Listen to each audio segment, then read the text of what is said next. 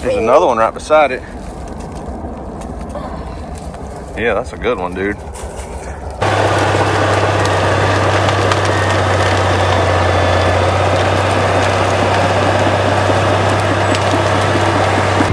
And a prime example of this is what just happened a few weeks ago, maybe a month ago, in Stillwater, Oklahoma. A lot of places around Oklahoma had wildfires come through, and people lost entire neighborhoods.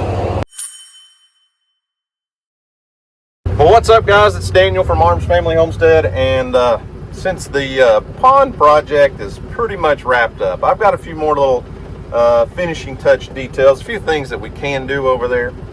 Anyways, that is wrapped up. It's time to get back over here on my neighbor's place and pick up on all the cedar tree and brush removal stuff that we started last year. So let me back up a little bit. Back, I guess, a year and a half or so ago now, we leased my neighbor's property. It's 160 acres, and got her signed up on a program through the NRCS to do some brush control, mostly cedar tree removal. Because, well, nobody likes a cedar tree, really. If you're a property owner, I'm not talking about a little decoration in your flower bed or in your yard, but eastern red cedar is what we have here. We're not talking about the big majestic cedars in the mountains somewhere. These are more of a, they're called eastern red cedar, but they're really a juniper tree. And we cleared out I don't know, thousands of these things off of this place last spring and summer. Matter of fact, this field right here used to be so covered in cedar trees you couldn't hardly walk through it. And through that program on the NRCS, we had some stuff for 2024 work and then some stuff for 2025 work. So my buddy that's got the bulldozer is on his way back over here to drop the bulldozer off. We haven't done any work and I don't know, gosh, since before deer season last year. So it's time to pick back up on this project. There's a lot more on the 2025 list than there was on the 2024 list, but we're going to get his dozer here and unloaded, and I don't know if he's going to get started pushing anything today. He might. I'm going to kind of get a game plan of action, and he'll probably do this around a lot of the other stuff that he has going on. I mean, the guy only owns 3 wrecker services and a convenience store that he's building. This is the guy whose store got smashed by a tornado last spring, April 26th to be, or April 27th. Yeah, April 27th. Anyways, he's going to start doing some dozer work for us. I don't know how much we'll get done today. I got to go pick up Houston from school in a little while and probably go look for some mushrooms because the conditions are right, and other folks are starting to post some pictures on Facebook of all the mushrooms they're finding, and so far we found 2. Do you approve of the clean windshield? Yes, I do. Okay, good. Oh, look at there. There's a bulldozer.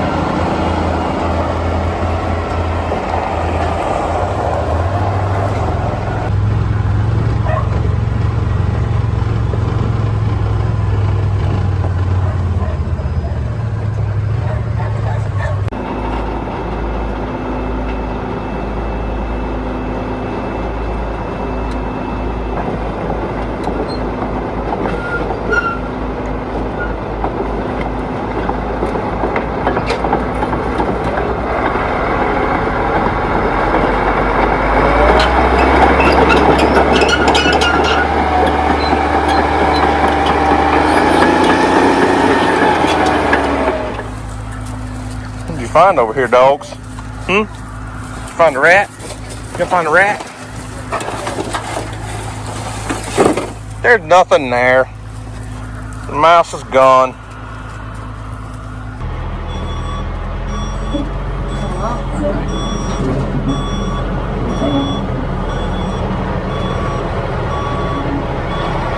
Hey, Earl, I have a question. Did you know that a 7-year-old mattress contains up to 16 million colony forming units of bacteria per square inch? That's like the size of your nose. Oh yeah. Did you know that? And also, sweat, saliva, and other bodily fluids can seep into your mattress over the years and cause fungus and bacteria and mold and all kinds of nasty funk to grow in your bed? One of the best ways to get a good, healthy night of sleep is to have a good, clean, fresh mattress. And that's why today's video is sponsored by Helix Sleep.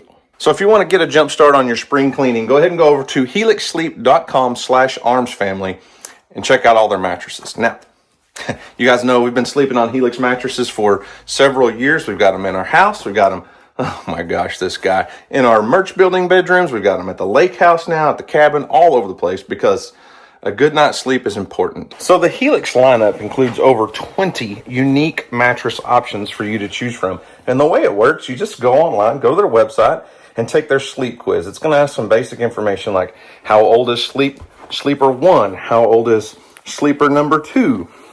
Does sleeper number 2 sleep on their side or their back? What do they do? And it will basically take you step by step through the quiz and tell you which mattress fits your needs perfectly based on who's sleeping in your bed. Once you take your sleep quiz and decide on the perfect mattress for your needs, it's going to ship in a box directly to your front door. Bring it in the house. You're going to unbox it, unwrap it, cut the thing open, and it's vacuum sealed, so that mattress is going to go poof, and then you have a brand new mattress. You get a 100-night sleep trial and free shipping in the United States. So when we're here at home, Earl prefers the Helix Midnight Lux, but when we're at the merch building or the lake house property, his favorite mattress is the Dusk Lux, and it's just, they're so comfortable. You're going to have to move, buddy. It's not nap time. And if you're looking for a little added extra comfort to your Helix mattress, Helix has just released 4 new mattress toppers, including the one they sent us. Earl, yeah, they did. It's the premium memory foam mattress topper, and it's built for people that need a little extra support in their hips and shoulders. They're just awesome, top quality mattresses. I think you will enjoy your night's sleep. I know Earl will. So thanks to Helix for sponsoring today's video and our channel and our family. You can clean up your spring sleep situation with Helix Spring Savings Event. What is it, buddy? Are you tired, Earl? You need a nap? So you can get 20% off site-wide April 1st through April 30th if you visit helixsleep.com/armsfamily. That's helixsleep.com/armsfamily.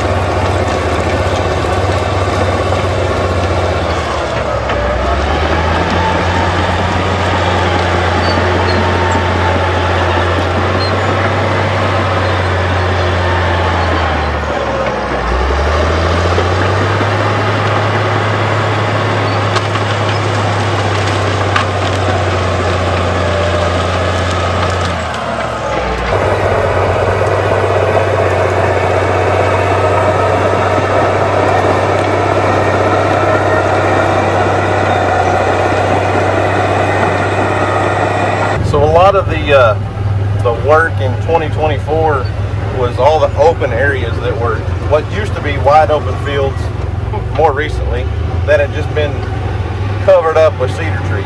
The 2025 work, while there still will be a lot of cedar trees to take out, there's going to be a lot of this type of stuff. A lot of elm and just brush and nastiness that has also been overgrown with cedars in here. So there's a big, mature, beautiful pecan tree right there that is being choked out just because of lack of upkeep, I guess. But a lot of this, as you can see, I came through, last year and cut cedar trees with the skid steer, working on the open fields and stuff, and we pushed a lot into piles and things, and we didn't get to all of them as far as getting them piled up and burned, but some we did. But really, most of what we're doing is trying to recover native pasture land, really. And we're not going to take out all the trees. We're leaving the desirable, good hardwood trees, but this kind of stuff, is going to get cleaned up, and we'll be able to grow some grass underneath, grow some food, some forage for livestock, for cattle, for the wildlife, deer and turkeys and all the stuff. So that's the plan anyways.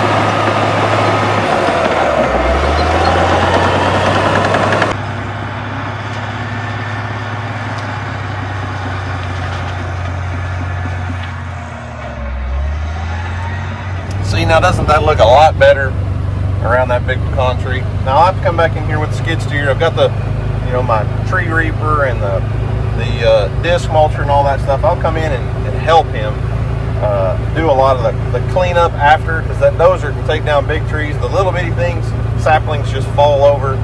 He just pushes them over and then they kind of stand back up a lot of times. So I can come in behind him with the skid steer and clean up a lot of that mess. So probably going to be multiple videos working on this stuff in the near future, if I had to guess.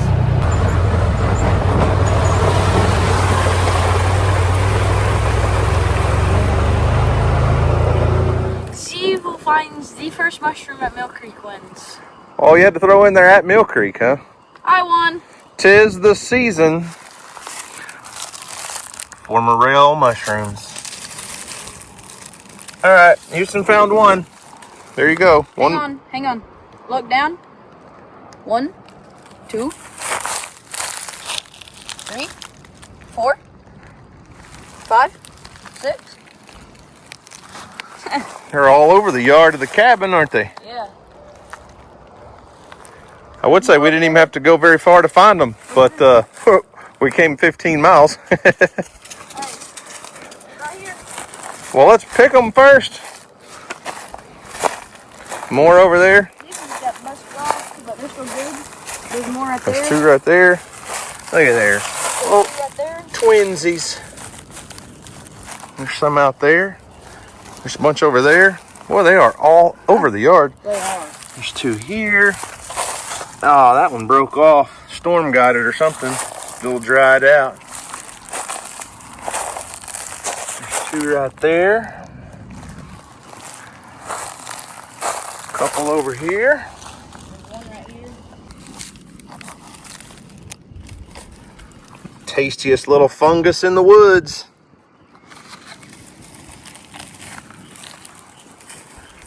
Here you go. Good. These are good size ones too. Yep, put them in the bag.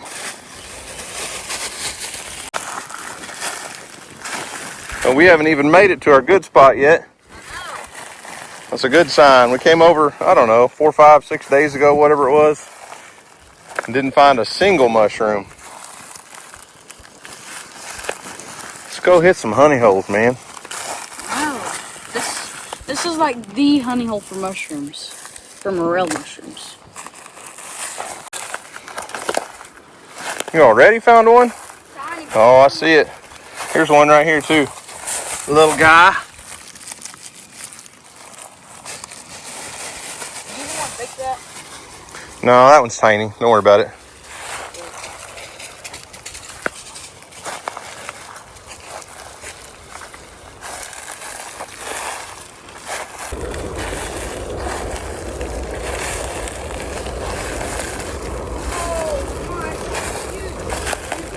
Found a big one? Oh no, there's a bunch over there. I thought this was a surprise. It shouldn't be a surprise. There's one right there, one right there, one right there. I can see about 15 from where I'm standing right here, Houston. I know. Ouch, ouch. Let me pick the big one. Okay, hang on. Let me get this guy since he broke off. It's a big guy. There's another one right beside it. Yeah, that's a good one, dude. Yeah, over there on that, in that ditch. Look at all of them. I see 1, 2, 3, 4, 5, 6. No surprise here, right? No surprise at all, Mom. Another one. Another one. Oh. There you go. Here you go. There's one that dried up. Yep, there's another big one right in front of you to your right. Oh, dang.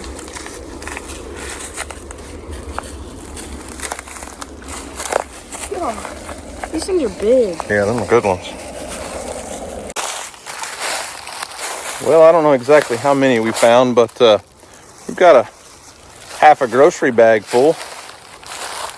And have found quite a few more that are past their prime, that are starting to dry up a little bit. But part of that's probably because we had a couple nights that got down right at freezing, and they probably got bit by the cold. But this is more than enough for a meal for us. I'll probably stop and drop some off with my in-laws on the way home. Just planning on frying fish for supper tonight anyways, so it's kind of hard to beat morel mushrooms and fried fish for supper. So we're gonna look around for a few more minutes and go back to the house.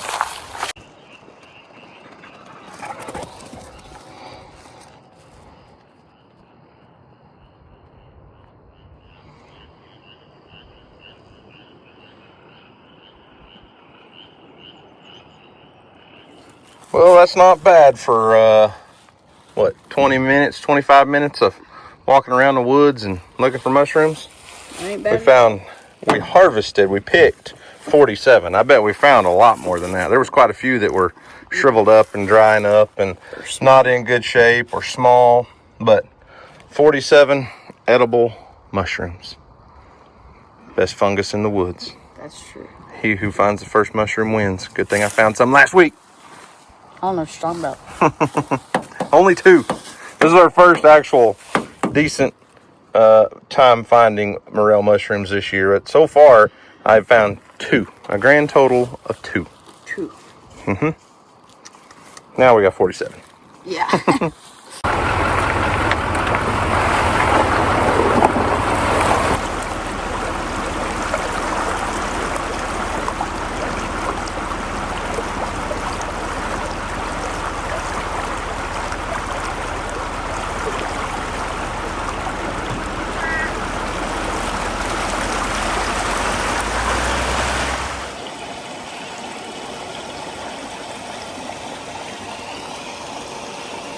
All right, y'all, we're gonna eat good tonight. Like I said, we're gonna have some fried sand bass, some fried morel mushrooms. And I know it seems like all we ever do is fry fish. But I'll tell you what, when spring hits and the fish are biting, I'm frying fish. We try to eat healthy most of the year. But I can't turn down some fresh fried fish and some fried mushrooms. So, not gonna do anything fancy. A little fryer set up outside. Louisiana fish fry mix is the best all around fish fry seasoning we've ever found. We're using the Cajun flavor tonight. And then on the mushrooms, I'm just going to roll them in a milk and egg wash, and then actually batter them in the same fish fry mix, the cornmeal mix from Louisiana Fish Fry Company. And then we're going to have some french fries or tater tots and hush puppies. I don't know what all, but it's going to be good.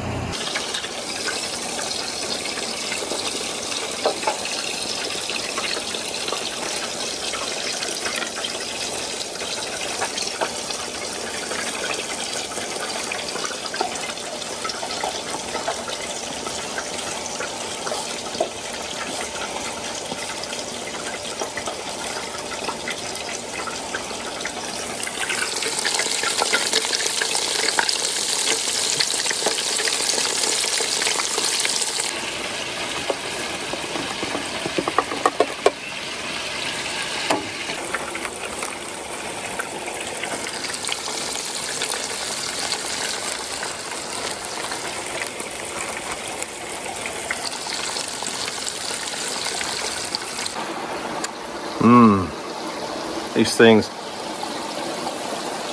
they're just so good. I got my official taste tester coming. See if we can get a so good out of her.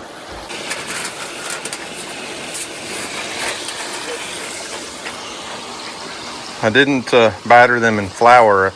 I used the Cajun fish fry mix. The Sulphur. It's a little spicy, but man, it's good. I mean, don't let me sway your opinion, but It's really good. it's really good.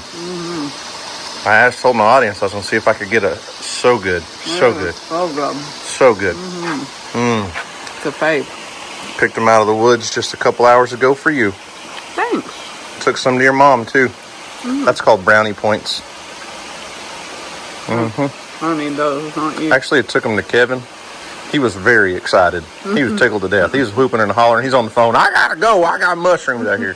He was excited. I'll have you some supper ready to go in just a second. I made those sand bass. I cleaned them up as best as I could. Got all the red meat out of them. And made them into little skinny fish sticks for DJ. Yay. Because that's what she likes. Yeah, that's what I like. And she has to work in 20 minutes, so she's going to make her plate and eat early. Yep. I don't blame you. Thank you. You're welcome.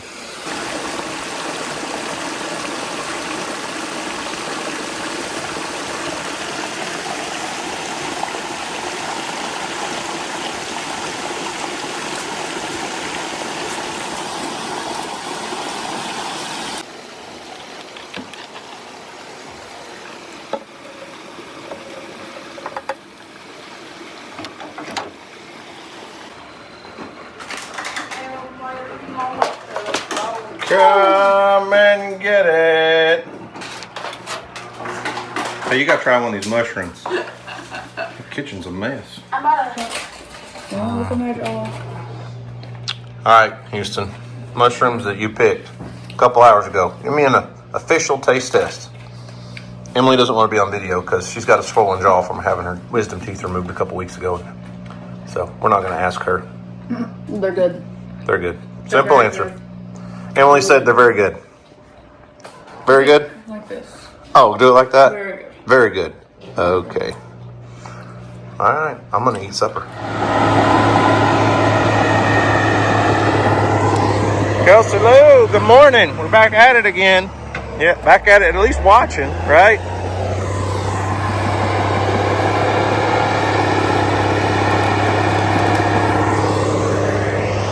So he's kind of just starting here. This is our driveway. Obviously, you guys have seen that 1,000 times, but I've always just kind of kept a buffer, you know, opened up.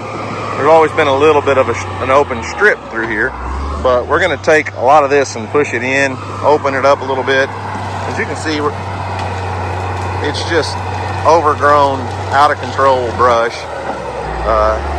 He's been here for a couple hours this morning, worked for a few hours yesterday afternoon after I left. So he's getting a little bit done. I'm going to kind of drive around and look around, but I don't want anybody to get confused and think we're just destroying the deer cover and the habitat and all that. We've got a plan. You gotta trust the plan, and eventually we'll get to a finished product.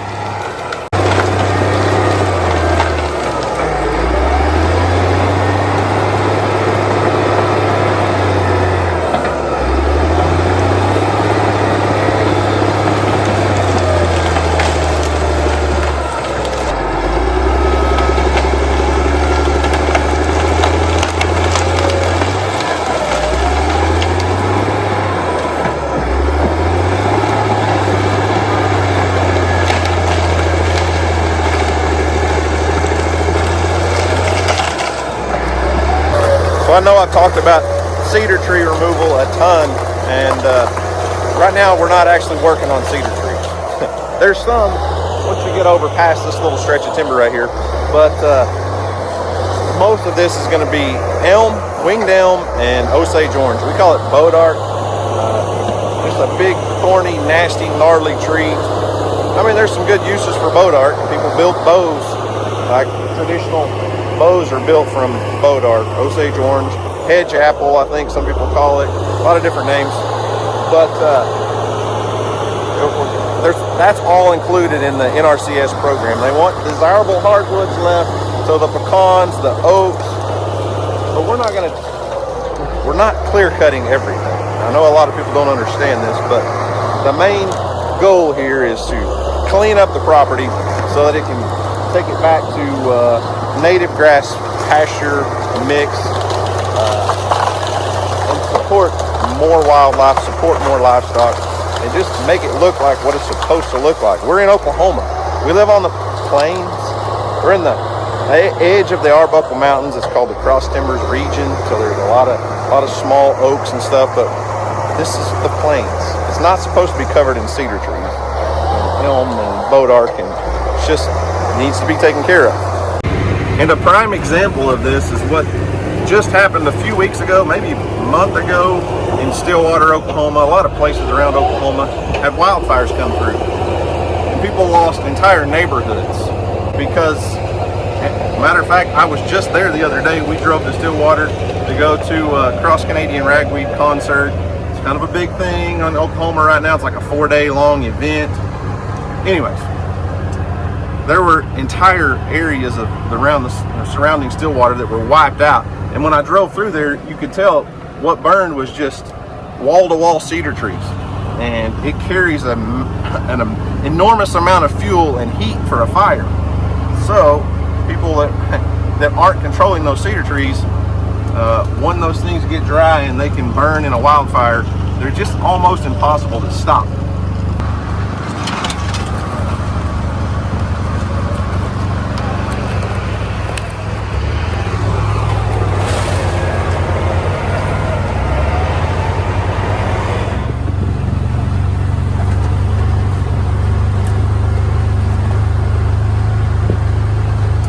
Okay, so this is a prime example of our end goal. You can see what I just went through, what we, are starting off with. There's still a lot of brush in places, some old piles we cleaned up last year. But this spot right here, this is what South Central Oklahoma is supposed to look like. Tall, native blue stem prairie grass. We've got some timber over here. There's a little ditch that runs through there. We're going to kind of clean it up a little bit, but we're leaving a lot of good cover for wildlife, leaving areas undisturbed. But this is the end goal with a lot of this, because that's just what it's supposed to look like. It's not supposed to be completely covered in cedar trees. This spot right here, I've got hours of video. 1 year ago, there was no grass, and it was nothing but shoulder to shoulder, 10-foot plus tall eastern red cedar. There was no food for any wildlife, period. The place used to be leased out for cattle, and there was so much lost grazing land in here. Not that I'm out here grazing a ton of cattle, but this is ideal habitat for quail and turkeys, and the deer and everything can get in here, make bedding areas for the deer. The turkey can get in here, make a nest. This is what it's supposed to look like. Because if you're a little quail that's 6 inches tall and you're out here trying to survive, where this bird dog's running through and sniffing and smelling around, quail can get in here and hide from aerial predators. If your ground looks like this everywhere, there's nowhere for ground nesting birds to hide. There's nowhere for them to make a nest. There's nothing. Now, obviously, I've mowed this over, the last several months a few times so that we had roads through here, but this is what we're going for. Native, tall prairie grass swaying in the wind just like it's supposed to. And I kind of feel like I sound like a broken record because I've talked about this so much over the last couple years. But I love it. I love doing this. This isn't even my property. I don't even own this. So I don't feel bad when we come out and make a video like this and it's sponsored. We're making some income from a company that's paying for that bulldozer to be over there, because the way the NRCS program works, it's a cost share thing. So they do pay so much per acre, but it's much more expensive to run that bulldozer than what they're paying. So that's why today's video is sponsored by Helix. I really appreciate companies like that can support us to help us make content and be able to afford to do things like this. So that's why sometimes sponsorships are important. Sometimes sponsorships really help out. It's helping me. It's bringing content to you guys, and it's helping the lady that owns this property that could never clean it up. They could never be able to put all of the money and the work into making this property what it should look like, because it's not supposed to look like this right here. My neighbor on the other side, there is nothing pretty, aesthetically pleasing, functional, nothing. That is unusable, lost ground that is going to waste. And there's just no reason for a deer to be in there. There's no reason. You get inside there, it's a barren food desert for wildlife. Then you get over here on this side. Now we've done some recent dozer work, but you can tell just what I showed you a minute ago, that tall prairie grass that you can see over there swaying in the wind will spread. It'll come back in over here and grow, and then we will eventually burn all of this property off. We're still about a year out from our prescribed burn date, but that will be the plan eventually. So anyways, back on a new project, a new old project. I get to be back on some equipment. Got a good project to get the skid steer out, do some work, and probably bore a few people to death watching me mindlessly destroy cedar trees, because it's a passion of mine. Because I don't like that. That does not look good. It's ugly. It's not functional. It's bad. So, eastern red cedar must die.